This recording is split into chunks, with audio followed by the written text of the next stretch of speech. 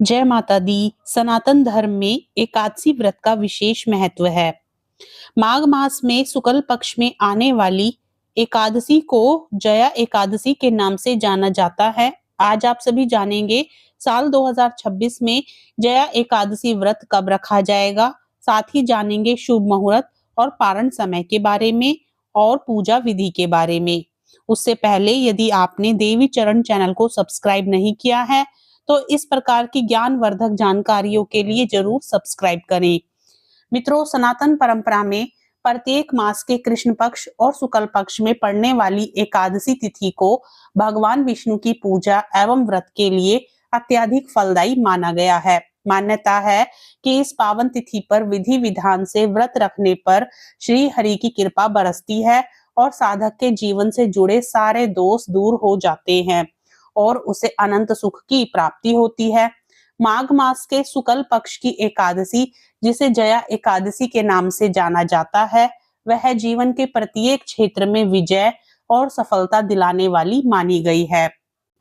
पंचांग के अनुसार माघ मास के शुक्ल पक्ष की एकादशी तिथि 28 जनवरी 2026 दिन बुधवार की शाम 4:35 से शुरू होकर अगले दिन 29 जनवरी 2026 दिन गुरुवार को दोपहर 1:55 पर समाप्त होगी। ऐसे में उदया तिथि के अनुसार जया एकादशी का व्रत 29 जनवरी 2026 को ही रखा जाएगा।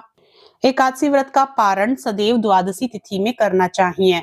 द्वादशी तिथि शुरू 29 जनवरी को दोपहर 1:55 से, द्वादशी तिथि समाप्त 30 जनवरी को सुबह 11:09। एकादशी व्रत का पारण 30 जनवरी 2026 को सुबह 6:41 से सुबह 8:56 के बीच किया जा सकेगा। जया एकादशी के दिन अभिजीत मुहूर्त दोपहर 12:18 से 1:01, ब्रह्म मुहूर्त सुबह 5:35 से सुबह 6:23। अशुभ मुहूर्त राहु काल का समय दोपहर 2:01 से दोपहर 3:23 तक। जया एकादशी व्रत को करने के लिए व्यक्ति को दशमी की रात से ही नियम संयम का पालन करना प्रारंभ कर देना चाहिए। इसके बाद एकादशी वाले दिन ब्रह्म मुहूर्त में उठकर स्नान ध्यान करने के बाद सूर्य देवता को अर्घ्य देना चाहिए।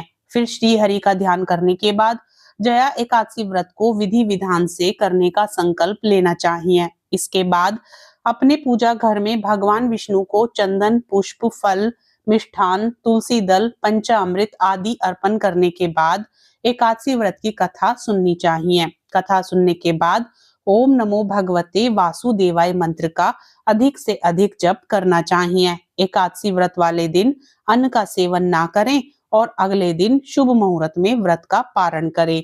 जानकारी अच्छी लगे तो वीडियो को लाइक करें और चैनल को सब्सक्राइब करें।